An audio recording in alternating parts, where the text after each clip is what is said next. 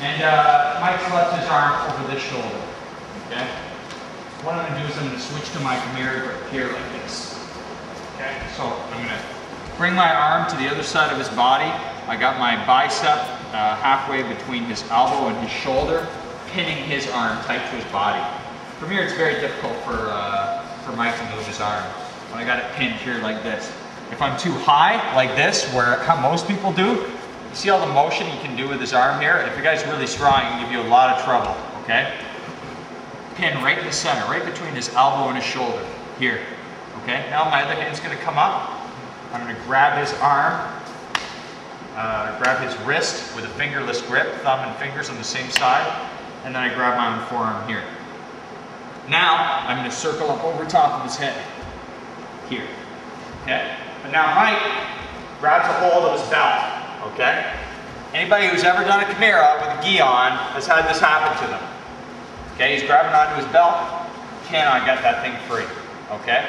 So what I'm gonna do now, watch very close, put your legs down, Mike, watch very closely here. My hand that was on his wrist lets go. He's still holding his belt. I don't have to worry about keeping that arm there, it's there all on its own.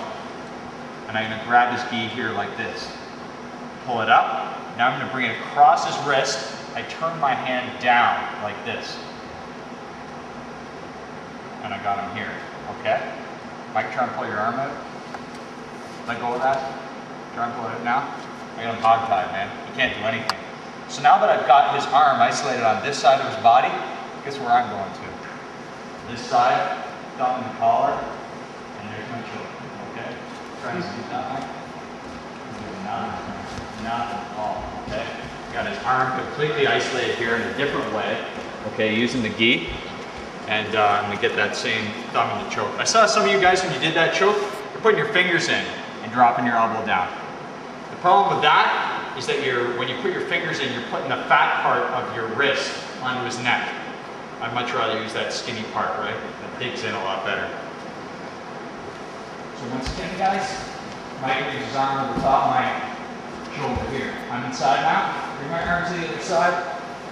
Set up my Kimura grip here. If you're not familiar with Kimura, guys, just stick with that first one. Put your legs down, please, Mike, so they can see. Here like this, okay? Now I'm going to circle up over top of his head. Bring him up on his side. I'm going for that Kimura. He's gripping tight to his belt, and I can't break that grip. I let go of his wrist, grab his gi, turn my hand down, pull it in tight here like this. Now I got his arm completely immobilized. Now I circle around to the side where the arm is immobilized, put my thumb in the collar, okay? Drop my elbow down to the ground and then just lift it up slightly.